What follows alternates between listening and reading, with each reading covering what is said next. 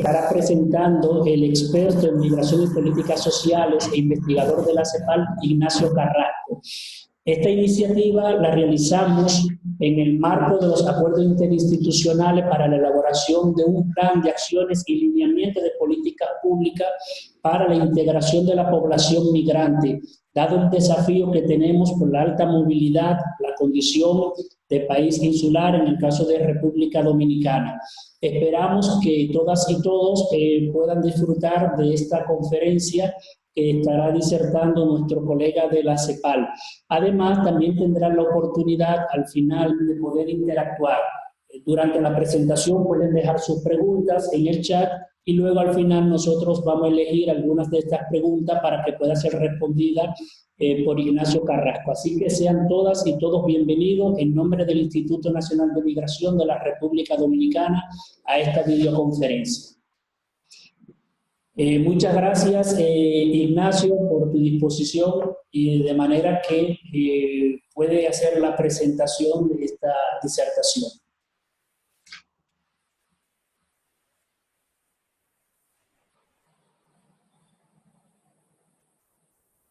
República Dominicana, de la Escuela del Instituto Nacional de Migración. Bueno, ya todos saben que, bueno, formo parte de aquí de la Comisión Económica para América Latina y el Caribe, de la División de Desarrollo Social. En particular, he estado trabajando en temas migratorios durante los últimos años, en particular en la región, en temas de migración y protección social. Básicamente, lo que yo les quería presentar hoy día era una reflexión en torno a la migración internacional y la inclusión en América Latina, en diálogo con lo que me señalaron que estaban interesados ustedes en relación a las políticas públicas de integración. Entonces, el centro de la presentación va a estar orientado a presentar los resultados de una investigación que se realizó durante el último año aquí en CEPAL, en el marco del proyecto llamado Apoyo a la Implementación de la Agenda 2030 para el Desarrollo Sostenible en América Latina y el Caribe, apoyado por la GIZ. Entonces, como ya les mencioné, este proyecto va a estar hablando de inclusión y migración internacional, pero con un fuerte diálogo en términos de políticas públicas e institucionalidad. La estructura de la presentación básicamente tiene 4 puntos. ¿Me escuchan bien, cierto? Sí, sí, escuchamos bien de este lado. Perfecto. Sí, solo quería cerciorar. Bueno, la estructura, como les mencioné, básicamente son 4 puntos. En primer lugar, la idea es plantear un contexto para problematizar y entender cuál es la relación entre los distintos flujos y los desafíos de los patrones migratorios actuales en la región, con la interacción con la institucionalidad social, y cuál sería el rol de las políticas de integración en este contexto, en el sentido de, como vamos a ver más adelante, que la combinación de flujos migratorios con distintos perfiles sociodemográficos en un contexto en que la institucionalidad social es diferenciada en los países, es posible esperar que las trayectorias de inclusión de la población migrante también sea diferenciada. Entonces, en este contexto, las políticas migratorias tienen que ser también capaces de tener una efectividad que considere esta complejidad de la interacción entre los flujos y la institucionalidad social migratoria en la región. En segundo lugar, les voy a presentar muy brevemente un panorama de la institucionalidad social migratoria y las políticas migratorias en la región, donde básicamente vamos a recapitular la conceptualización de la institucionalidad social en 4 dimensiones, y vamos a hablar también de cuáles son algunos de los aspectos que hay que tener en cuenta cuando se piensa en la efectividad de las políticas migratorias. En tercer lugar, vamos a hablar sobre cuál es la situación de la inclusión social y laboral de las personas migrantes, tomando y relevando los resultados de la investigación que recién les mencionaba. Y finalmente vamos a cerrar la presentación con un conjunto de propuestas de políticas a partir del escenario planteado y las características de la institucionalidad social en la región. Bueno, en esta lámina se plantea básicamente la problematización, en el sentido de que tenemos un contexto caracterizado por 4 puntos. En primer lugar, hay un aumento de la migración intrarregional en la región. Múltiples investigaciones, publicaciones, bases de datos, ya sea de Naciones Unidas en Nueva York, como la base de datos de CICREMI, donde colabora CEPAL, OCDE, OEA, han planteado y han constatado la existencia del aumento de los flujos intrarregionales en la región, en el sentido de que cuando se analiza la inmigración, la región se ha venido caracterizando por un cambio en las últimas décadas de migración extrarregional de ultramar a migración intrarregional. Ahora son los latinoamericanos los que estamos migrando dentro de la región. Actualmente el porcentaje es alrededor del 80% de la inmigración es intrarregional. En segundo lugar, se han generado y se están intensificando nuevos corredores migratorios en la región, tales como Haití, Chile, Haití, Brasil, Venezuela, Brasil, entre otros. También se han intensificado otros de los flujos que ya conocíamos de antemano, colombianos a Panamá, haitianos a República Dominicana también, por ejemplo. Está toda la complejidad del Triángulo Norte también, que ya sabemos que implica origen, tránsito y destino, con los países de Honduras, Guatemala y El Salvador, con México también, y toda la complejidad que eso implica en términos de migración intrarregional, pero también de flujos de migración a Estados Unidos. En tercer lugar, tenemos una institucionalidad social incipiente en la región, en el sentido de que, cuando vamos a ver a continuación, que si bien hay una adhesión y ratificación alta en términos, o relativamente alta en términos de los acuerdos y convenios internacionales, a nivel nacional hay una mayor heterogeneidad en el sentido de los marcos normativos más actualizados que se están desarrollando. También hay una institucionalidad incipiente en términos de cómo se han implementado estas políticas, en el sentido de que hay posiblemente una brecha en el sentido de cómo está la política en el papel y cómo está la implementación de esa política en el papel.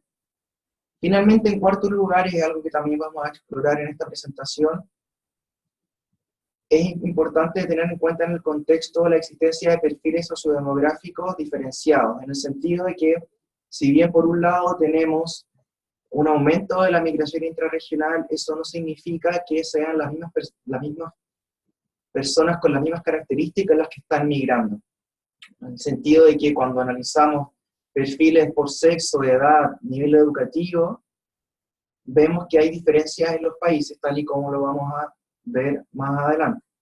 Entonces, la combinación de una institucionalidad social migratoria incipiente con perfiles sociodemográficos diferenciados permite plantear la hipótesis que en la región pueden haber trayectorias de inclusión de las personas migrantes diferenciadas, por lo tanto, necesidades de protección social también diferenciadas, y obviamente políticas de integración que debieran estar adecuadas a esta complejidad. El enfoque que se ha optado aquí tiene que ver con un enfoque de brechas, en el sentido de que nuestro grupo de referencia para poder controlar o para poder hacer una comparación va a ser la población local de los países. Entonces, cuando analicemos los distintos indicadores de inclusión y el acceso a protección social, vamos a tomar a la población local como categoría de referencia. Esto nos va a permitir dar cuenta de cómo orientar la institucionalidad social y las políticas migratorias, en el sentido de que nos va a permitir identificar cuáles son los ámbitos de desarrollo social en los cuales hay mayores o menores brechas en comparación entre la población migrante y la población local. Bueno, estos 4 puntos tienen que ver con el marco analítico que se está utilizando para hacer este análisis, que básicamente tiene dos partes. En primer lugar, tiene que ver con la conceptualización de la institucionalidad social migratoria. Aquí me estoy basando en un documento que se publicó recientemente en nuestra división por el señor Rodrigo Martínez, quien en conjunto con Carlos Maldonado desarrollan la idea de que la institucionalidad social migratoria estaría compuesta o podría ser analizada en 4 dimensiones. En primer lugar, una dimensión jurídico-normativa, la cual está caracterizada, como vemos ahí, por el conjunto de instrumentos jurídicos, tanto internacionales como nacionales, que estructuran un sector específico de política. Aquí es clave todos los marcos normativos internacionales, los convenios, las regulaciones que permiten una liberalización de las fronteras, todo lo que tiene que ver con la portabilidad de derechos, y que muchas veces requieren una transformación de los marcos normativos de acuerdo a los nuevos flujos y realidades migratorias de los países. En segundo lugar tenemos la dimensión organizacional, que como lo plantea la palabra, tiene que ver con toda la estructura gubernamental y con las jerarquías que existen en el aparato estatal para poder gestionar la institucionalidad social migratoria.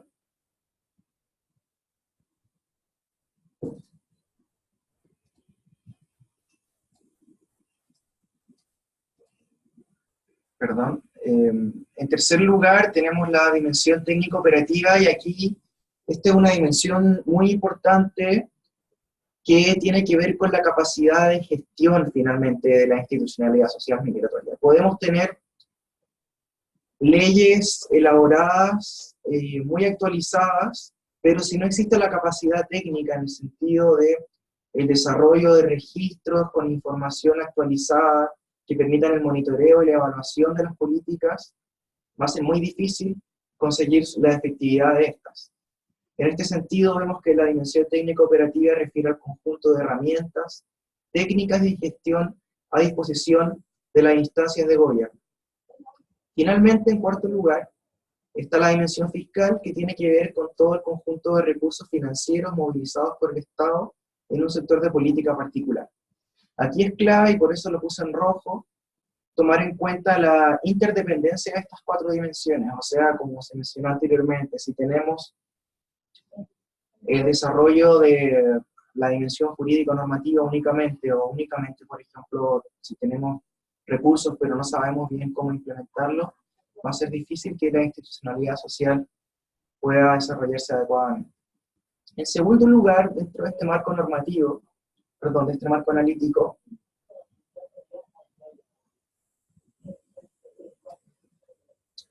tomé un paper y un planteamiento que plantean los colegas de la Universidad de Oxford en relación a cómo entender la efectividad de las políticas migratorias.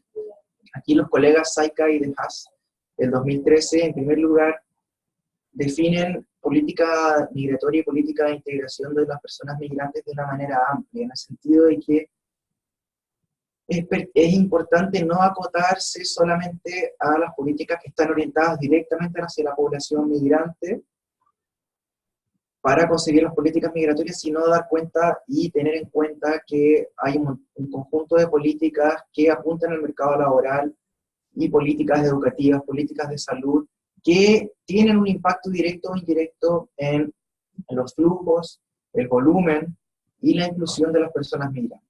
Entonces, en ese sentido, es algo clave a destacar. En segundo lugar, acá hay un tema muy importante también que tiene que ver con la consideración de las brechas.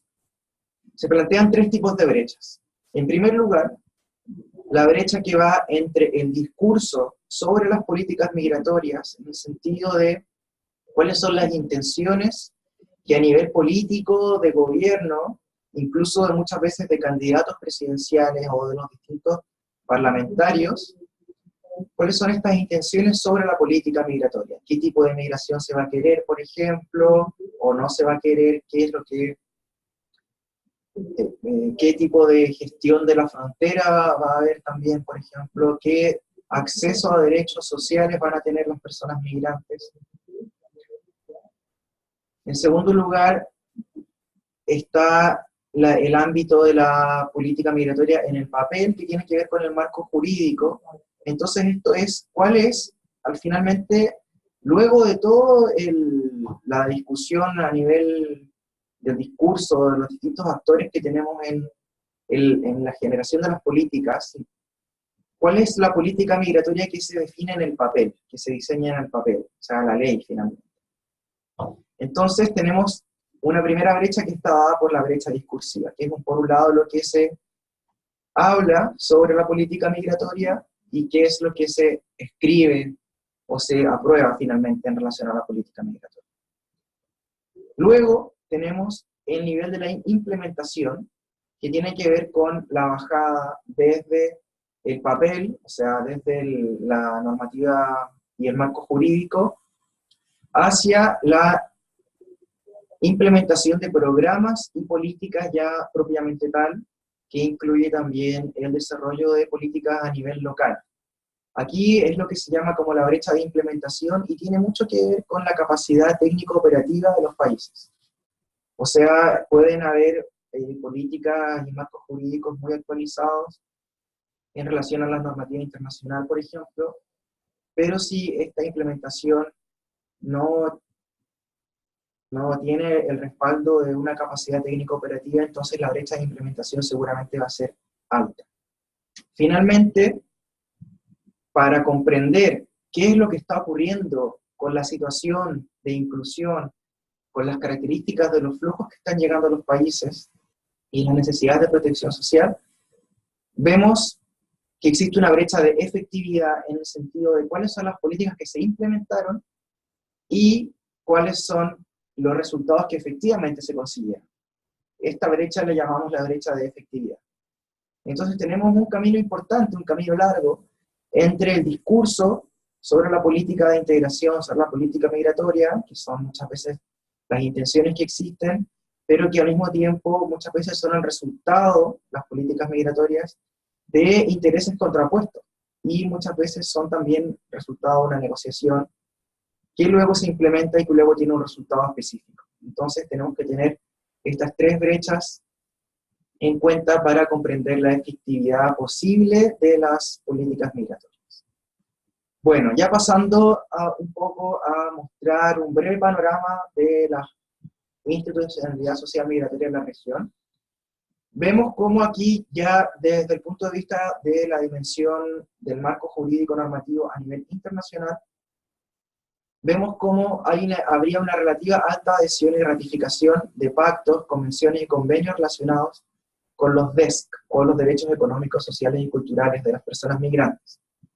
Vemos, por ejemplo, aquí, de los 33 países, de 33 países de América Latina, vemos que la gran mayoría, más de 30, tienen estos tres primeros acuerdos y convenios ratificados y que han adherido a ellos. Tenemos, por ejemplo, el convenio sobre las peores formas de trabajo infantil, que tiene una estrecha relación con migración, como ya sabemos, con toda la problemática de los menores no acompañados que necesitan, o que muchas veces se ven forzados a trabajar para poder continuar con su proyecto migratorio. Tenemos el convenio sobre la abolición del trabajo forzoso, el convenio sobre la discriminación. Todos estos dos últimos son convenios, los últimos tres convenios impulsados por la Organización Internacional del Trabajo. Y bueno, en cuarto lugar, con un menor nivel de adhesión y ratificación, nótese menos de 20 países, bueno, depende cómo si uno ve el vaso lleno o el vaso vacío, tenemos la Convención Internacional sobre la protección de los derechos de todos los trabajadores migratorios, migrantes y sus familias. Entonces vemos cómo a nivel internacional existe una relativa alta adhesión, aunque también con una heterogeneidad importante y un desafío a tomar en cuenta en términos de marco normativo internacional. Ya a nivel nacional, vemos por ejemplo aquí en el eje X los países y en el eje Y tenemos el año, y aquí tiene que ver con cuál es la fecha en la que se aprueba la principal normativa migratoria en cada uno de estos países. Entonces vemos que, por ejemplo, en Brasil, Ecuador y Perú se han aprobado normativas migratorias nacionales relativamente recientemente, mientras que en otros países no se han realizado actualizaciones. Tenemos, por ejemplo, aquí el caso de Chile, donde, o el caso de El Salvador, donde las normativas migratorias son bastante antiguas, por decirlo de alguna forma, y que hay que tener en cuenta también para ver cuáles son las capacidades de estos marcos normativos, en el sentido de cuán actualizados están ante la complejidad de los flujos migratorios que vimos anteriormente. Finalmente, aquí, no sé si el público conocerá la base de datos de las Naciones Unidas en Nueva York, en que ellos desde 1963 han venido recopilando, mediante encuestas a los gobiernos en temáticas sobre población y desarrollo, han venido recopilando cuál es el nivel de implementación de políticas de integración, así como un conjunto de ámbitos vinculados con la migración. Entonces, aquí lo que se pregunta en la encuesta es en relación a 3 tipos de políticas o programas de integración. En primer lugar, si es que existen políticas de integración vinculadas con el aprendizaje del idioma local, si es que existen programas o políticas orientadas a la convalidación de estudios, y en tercer lugar, si es que existe una protección contra la discriminación de las personas migrantes. Entonces, por ejemplo, el gráfico está elaborado de tal forma que los países que tienen la barra más alta son países en los que existen políticas en estos 3 ámbitos. Los siguientes son países en los que existen políticas en al menos 2 de estos ámbitos, y estos países que están acá son los que existen políticas en al menos un ámbito. Finalmente, los países a la izquierda, desde Surinam en adelante hacia atrás, son los que no tendrían políticas en ninguno de estos ámbitos, según esta encuesta. Aquí es importante destacar las fuentes de información. Puede que en los países en los que no existen información aquí recabada, o que solamente tienen una política de integración, puede que efectivamente exista una política muy local y que no haya sido recabado.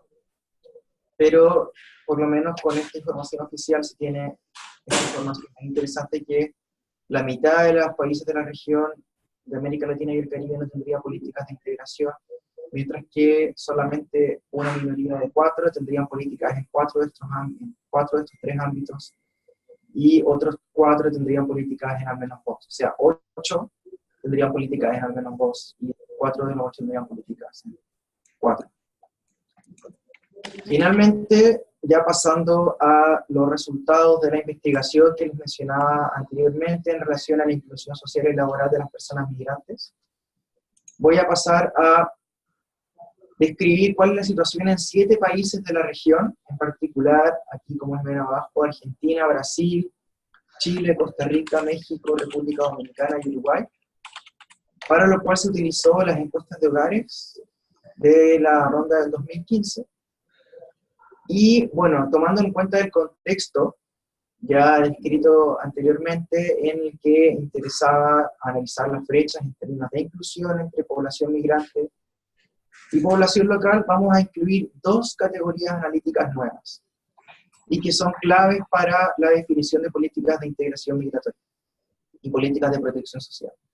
En primer lugar, la temporalidad, en el sentido de que a medida que aumenta el tiempo de estadía en los países de destino, las posibilidades y las probabilidades de inserción, de inclusión social y laboral de las personas migrantes va a ser mayor. Entonces aquí la distinción que se hizo fue entre migración antigua y migración reciente. En segundo lugar, tenemos la distinción según procedencia, donde distinguimos según sea la migración intrarregional o extrarregional, y lo cual también es clave, como vamos a ver luego, en términos de las brechas existentes, y que se ha tomado como una categoría analítica en otros contextos también. Por ejemplo, en Europa se toma en cuenta si es que los migrantes son intraeuropeos o extraeuropeos. Estas brechas vamos a tomarlas en los distintos ámbitos de desarrollo social, en particular en educación, salud, vivienda, acceso a pensiones, entre otros. Básicamente, aquí se presenta una tabla donde se contrastan las diferentes fuentes de información. La fuente aquí fue un documento que desarrollaron los colegas de OIT en relación a cuáles serían las mejores fuentes de información para analizar la migración internacional de la región, y vemos que existirían ventajas comparativas de cada una. Mientras que los censos tendrían mayor universalidad y armonización entre países, las encuestas de hogares tendrían una mayor frecuencia y permitirían al mismo tiempo una caracterización de la inclusión social y laboral, dada que están construidas con este propósito. Sin embargo, tienen un problema importante en términos de la capacidad de desagregación. Como vamos a ver más adelante, la capacidad de analizar muchos subgrupos no es tan posible, entonces tenemos que quedarnos con análisis un poquito más agregados cuando vemos la inclusión social y laboral de las personas migrantes. Los registros administrativos son una herramienta muy útil, sin embargo tiene la limitación de que no tienen tanta estandarización y se requiere mucho trabajo en ese sentido. El acceso a estos datos también es más difícil, a diferencia de los censos y encuestas de hogares, que en general son públicos. Y aquí un poco el bottom line y una de las ideas fuerzas a plantear es que lo importante aquí es la complementariedad entre las fuentes de información. Entonces, cada una tiene una ventaja comparativa y cada una debe ser tomada desde ese punto de vista. Entonces, cuando vamos a analizar un problema, tomamos una fuente de información y después debiera ser contrastada con las otras en la medida en que existe información al respecto. Esta tabla, bueno, no se ve muy bien, pero básicamente tiene que ver con cuáles fueron las variables utilizadas. Acá tenemos las variables de inclusión y de migración acá arriba, donde están las variables de procedencia y temporalidad recién descritas. Y aquí tenemos todas las variables de inclusión, donde se toman los ámbitos de educación, de trabajo, de afiliación al sistema de pensiones y afiliación al sistema de salud. Después puedo compartir la presentación y ustedes pueden ver con más detalle cuál es el indicador que se utilizó. Aquí ya pasando a los resultados, vemos cómo analizamos en primer lugar el stock migratorio. El gráfico de la izquierda permite contrastar el punto rojo con la barra, que el punto rojo corresponde a los censos y la barra corresponde a la información con encuestas de hogares. Y vemos que en general hay un match alto entre lo que se estima en las encuestas de hogares con lo que se reporta en los censos. En República Dominicana habría una subestimación del stock migratorio con encuestas de hogares, pero para el resto de los países habría un número bastante similar en porcentaje. En el gráfico de la derecha vemos el indicador de migración reciente y migración histórica, y vemos cómo en países como Chile, República Dominicana y Uruguay estos porcentajes, o sea, los porcentajes de migración que lleva menos de 5 años en la región, en el país, son importantes. Esto es clave para las políticas de integración. No es lo mismo definir una política de integración en el mercado laboral para una persona migrante que lleva 10 años, para una persona que lleva 1 año. En segundo lugar, aquí vemos el tema de la migración intrarregional y se confirma el patrón de la importancia de la migración intrarregional en los países de la región. Se toman estos 5 países que era para los que había información disponible con encuestas de hogares. En los casos de Argentina, Costa Rica y Uruguay, es notable el porcentaje, la proporción de migración intrarregional. Aquí, este es un gráfico en el que se contrastaron los perfiles etarios de la población migrante con la población local. Aquí nótese que en el eje X están los países, y para cada país se distingue según si es migrante antiguo o migrante reciente. Entonces, más que ponerme a detallar cuáles son las características en cada país, basta con leer el título y tiene que ver con que la población en edad de trabajar, o sea, la PET, de la población migrante es siempre mayor o igual a la población en edad de trabajar de la población local. ¿Esto qué nos dice? Que la migración en la región efectivamente tiene un componente marcadamente laboral, que es clave de tener en cuenta en las políticas de integración. No obstante, es importante no descuidar los porcentajes importantes de población en riesgo, que puede estar en riesgo en el sentido de que requiere protección social y que tiene que ver, por ejemplo, con la población infantil y la población adulto mayor. Por ejemplo, vemos el caso de Chile, donde existe en la población migrante residente cerca de un 20% de niños, lo mismo con la población antigua. Algo similar ocurre en República Dominicana para la migración infantil o menor a 18 años.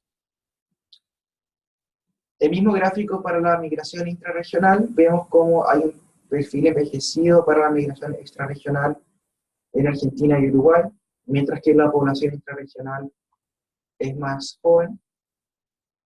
Aquí voy a presentarles dos gráficos sobre los perfiles educativos de las personas migrantes en comparación con la población local. Y vemos cómo la idea aquí es que los migrantes siempre, para estos países, con excepción de República Dominicana, tendrían un nivel educativo mayor o igual a la población local. Esto es sumamente interesante, ya que luego cuando lo contrastemos con cómo se están insertando las personas, los trabajadores migrantes, vamos a ver que si bien no necesariamente, si bien hay un nivel alto de educación, el acceso al mercado laboral estaría siendo diferenciado y se estaría presenciando la existencia de barreras a las ocupaciones de mayor calificación. Vemos el mismo gráfico para la migración intrarregional y extrarregional. Vemos, por ejemplo, que la migración extrarregional tiene un nivel educativo más alto que la población local y en general más alto que la población migrante intrarregional, con excepción de Uruguay, por ejemplo, que la migración intrarregional tiene un nivel educativo mayor a la extrarregional.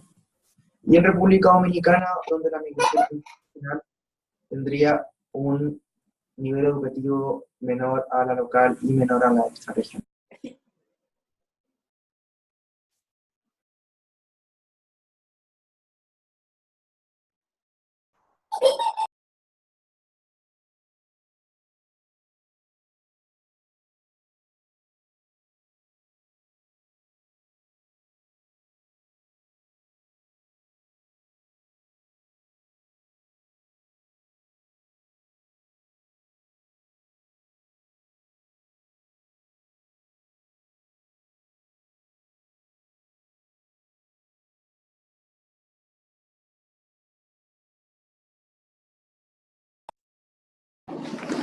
Sí, buenas. Ignacio. Ignacio, ¿nos escucha? ¿No escucha?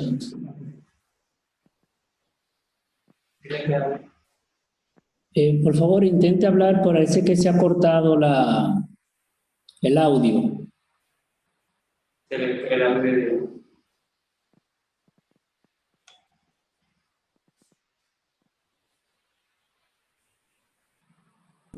¿Aló? Sí, ahora le escuchamos. Perfecto. Gracias. ¿Hubo algún problema? Sí, hubo un corte. Ok. Continúo. Sí. Perfecto.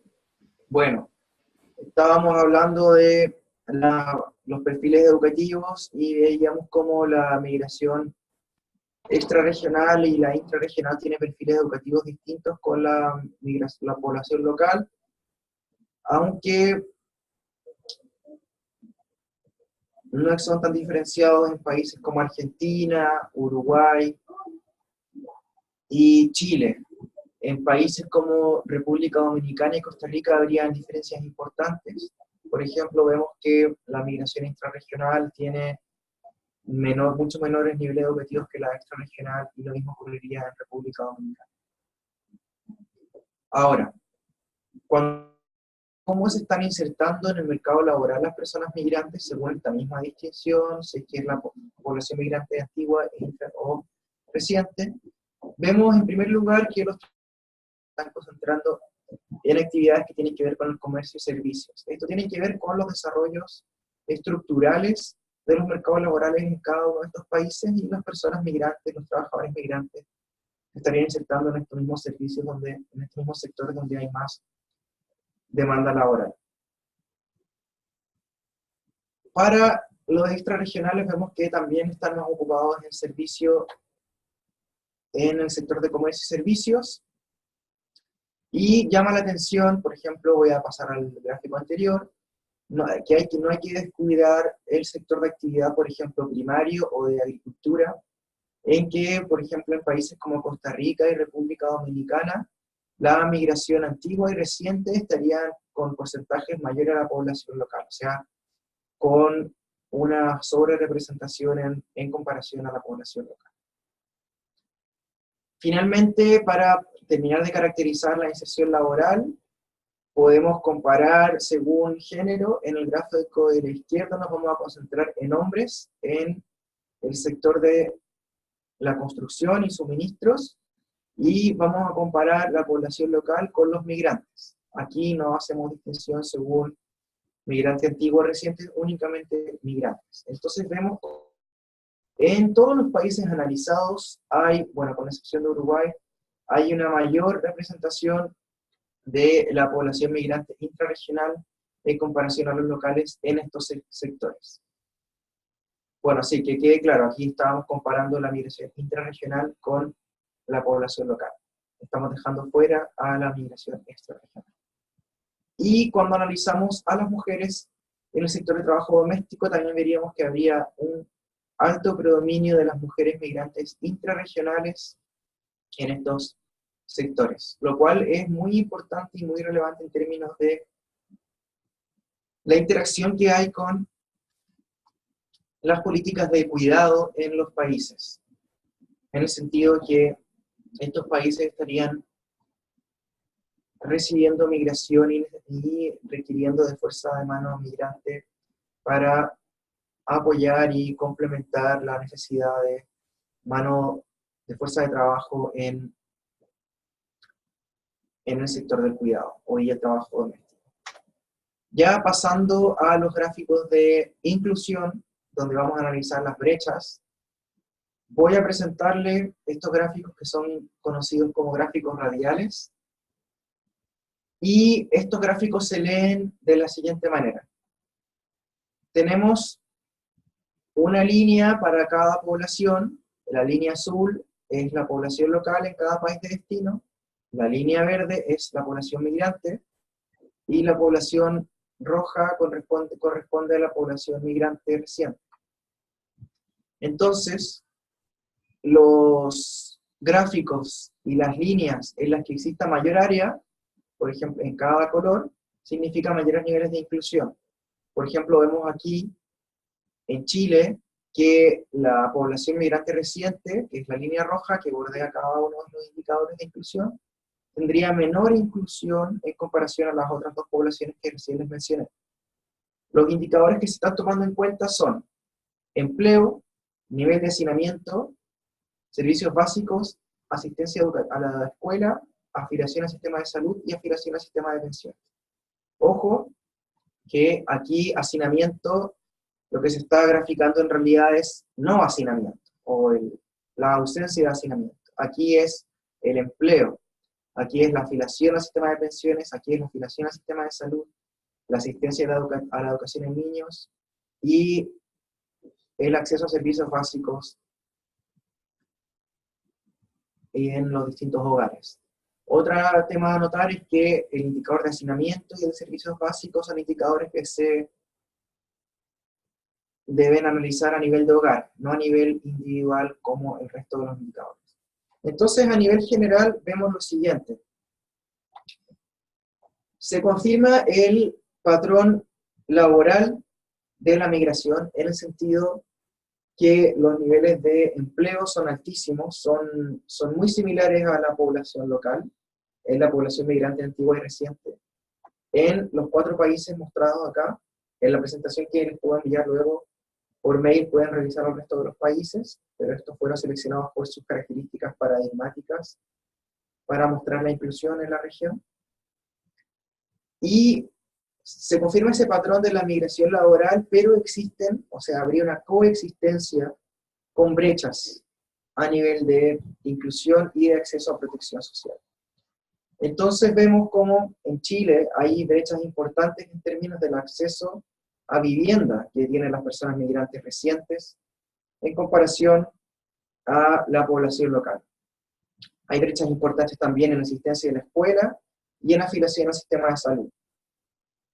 Costa Rica, en un nivel de mayores brechas también en comparación a Chile, destacan la afiliación al sistema de pensiones, donde la migración reciente tendría un escaso acceso a los sistemas de pensiones, y la afiliación al sistema de salud también estaría en detrimento en comparación a la población local. Esto ocurre sobre todo para la población migrante reciente, pero también para la población migrante antigua. Para el acceso a la educación también habría brechas importantes que siguen el mismo patrón. República Dominicana también es un caso que llama mucho la atención y que debiera tenerse en cuenta para la definición de políticas de integración. Aquí el empleo es clave. Se están los trabajadores migrantes, pero no están pudiendo acceder al sistema de protección social. No están pudiendo asegurarse un acceso al sistema de salud, y los niños de los trabajadores migrantes de las familias están teniendo un acceso mucho menor en comparación a la población migrante antigua y a la población migrante local, perdón, y a la población local de República Dominicana. Aquí llama la atención la relación entre el acceso al sistema de salud y el hacinamiento. O sea, tenemos un contexto en que hay niveles bajos de afiliación al sistema de salud y niveles altos de hacinamiento. Luego vemos cómo, bueno, antes de pasar al contexto intrarregional y extrarregional, vemos cómo Uruguay sería un caso ejemplar en el sentido de que, o un caso a estudiar en el sentido que hay brechas muy menores en relación a afiliación al sistema de salud y en relación a los otros indicadores. Luego, para ver el tema de la migración intrarregional y extrarregional, vemos cómo los patrones de brechas de inclusión se mantienen para los países presentados. En Chile con existencia de brechas, aunque no tanto como en Costa Rica y República Dominicana. La misma lógica presentada anteriormente, pero ahora para migrantes intrarregionales y extrarregionales. Vemos la dificultad de acceso al sistema de salud y pensiones en migrantes intrarregionales en República Dominicana, y en Uruguay la casi ausencia de brechas entre estas tres poblaciones. Ahora, tratando de comprender por qué están sucediendo estas brechas, vamos a enfocarnos en el mercado laboral. Y vamos a ver cómo el trabajo que ha sido planteado por la CEPAL como la llave maestra para la igualdad, en el sentido que es también el portal o la llave para poder acceder a los sistemas de protección social, contributivos sobre todo en la región, estaría explicando las brechas encontradas anteriormente. Entonces vemos también en el eje X los países distinguiendo según sea población local, migración antigua, migración reciente, brechas importantes en términos de la participación en sectores de media y alta productividad, en el sentido que, bueno, este es el indicador que muestra la proporción de trabajadores ocupados urbanos en sectores de baja productividad.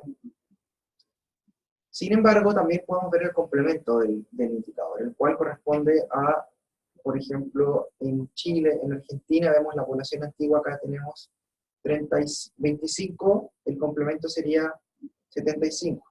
Tenemos que el 75% de la migración de los trabajadores migrantes antiguos están en sectores de media y alta productividad.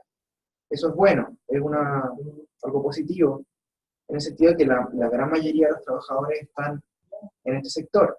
Sin embargo, cuando comparamos con la población local, por eso muevo el cursor hacia acá, hay una brecha, en el sentido de que la población migrante antigua estaría en mayor proporción ocupada en estos sectores en comparación a la población local. Esto se da en todos los países, con excepción de Uruguay, que donde la brecha es muy pequeñita, y en Brasil. pero destaca en República Dominicana, en Costa Rica y Argentina y Chile. Ahora, cuando vemos la distinción según migración intrarregional y extrarregional, como vemos en el gráfico de la derecha, vemos cómo esta brecha es aún mayor en los países mencionados. Ahora, cuando pasamos ya a analizar el indicador de sobrecalificación, el cual está definido por la proporción de trabajadores que tienen nivel educativo terciario y que se encuentran ocupados en sectores de baja productividad, y comparamos según género, en el sentido que aquí el punto azul corresponde a locales y el punto rojo corresponde a migrantes. Vemos cómo las diferencias que existen en los países a nivel por género, por ejemplo, en Argentina, hombres y mujeres, esta distancia diagonal sería muy similar, pero un poco voy a encender la luz. Ahí. Ya, está activado el sensor como estábamos viendo. Vemos cómo estas brechas estructurales a nivel de género se estarían reproduciendo a nivel de los trabajadores migrantes por género. En el sentido, por ejemplo, vemos República Dominicana. En hombres, tenemos que alrededor de un 30% de los hombres locales estarían ocupados en sectores de baja productividad y que al mismo tiempo tienen nivel educativo terciario. Vemos cómo las mujeres, también locales, estarían ocupadas en sectores de baja productividad y con nivel educativo terciario. Esta brecha se mantiene para migrantes cuando analizamos el punto rojo.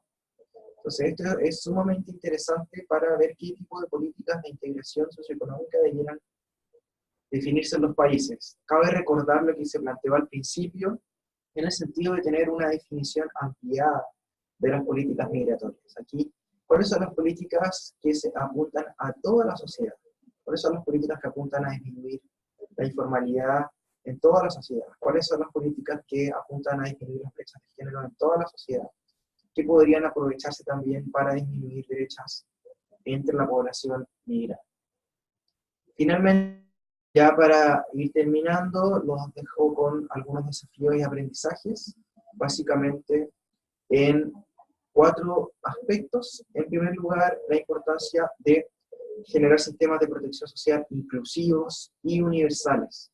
Estos debieran atender y explorar brechas para que la condición migratoria no se constituya en un eje que sea parte de la matriz de la desigualdad social, que interactúe y que tienda a profundizar las desigualdades presentes en la región.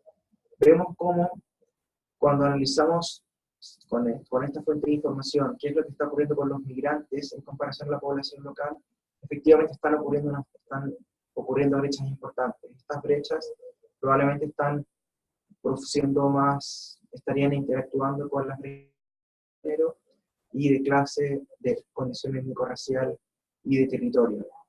Aquí las políticas y la institucionalidad social debiera tomar en cuenta la condición migratoria como un eje que puede estar interactuando con la matriz de la desigualdad. Puedo enviarles más adelante el documento oficial de nuestra División de Desarrollo Social, donde se define la matriz de desigualdad social con estos distintos ejes recién mencionados.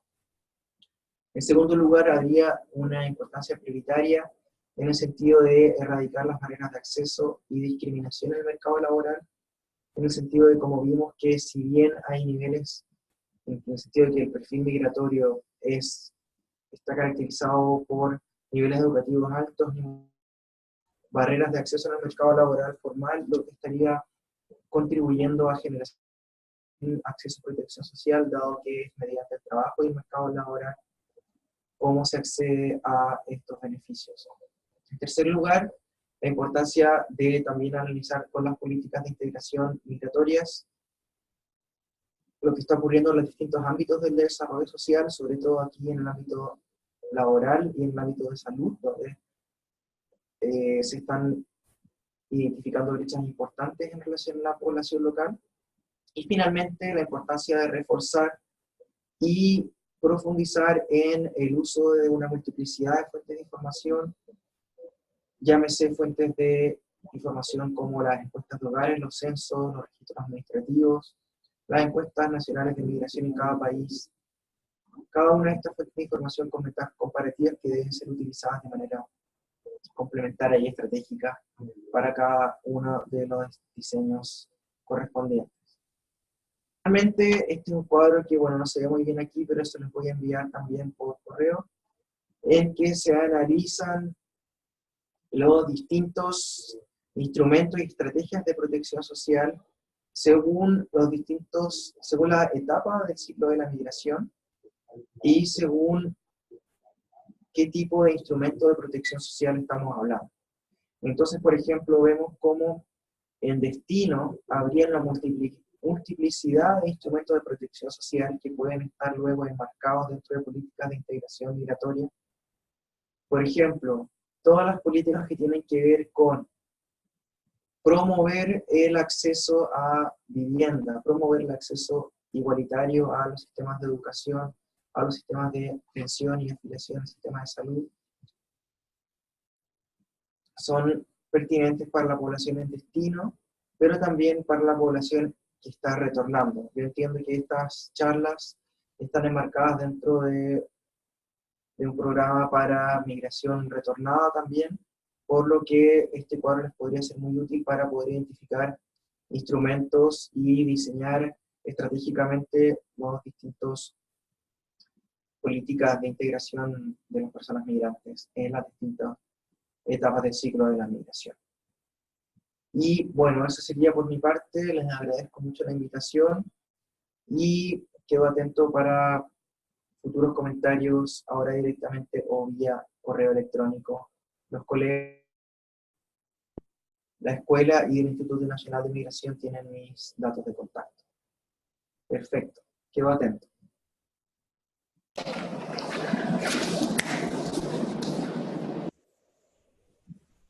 Bien, muchas gracias Ignacio Carrasco por la presentación que nos hace de los insumos para la política pública sociales de integración de los inmigrantes, además de la reflexión sobre el mismo para el caso de América Latina. Estamos sumamente agradecidos de que haya aceptado la invitación y que nos haya presentado estos estudios que se han realizado, que son de sumo interés para el caso de la República Dominicana, en el marco de una serie de lineamientos que se están trazando para la política pública de integración de la población migrante. Asimismo, damos las gracias a todas y todos los que nos han seguido y también le decimos que esta presentación se va a pasar de manera diferida y pueden contar, como usted lo ha dicho, con la presentación. Así que muchas gracias por seguirnos y esta presentación ya se la haremos pasar de manera diferida a todos. Gracias en nombre del Instituto Nacional de Migración, de la Escuela Nacional de Migración, por esta presentación que también continuaremos realizándola todos los meses en el interés de ir aportando a este gran debate que hay sobre la movilidad humana a nivel internacional, pero también específicamente en nuestra región latinoamericana. Así que muchas gracias por seguirnos a todas y todas. Y hasta la próxima. Muchas gracias en nombre del Instituto Nacional de Migración de la República Dominicana. Perfecto, muchas gracias a ustedes. Muchas gracias a usted y a la CEPAL. Muchas gracias, Ignacio.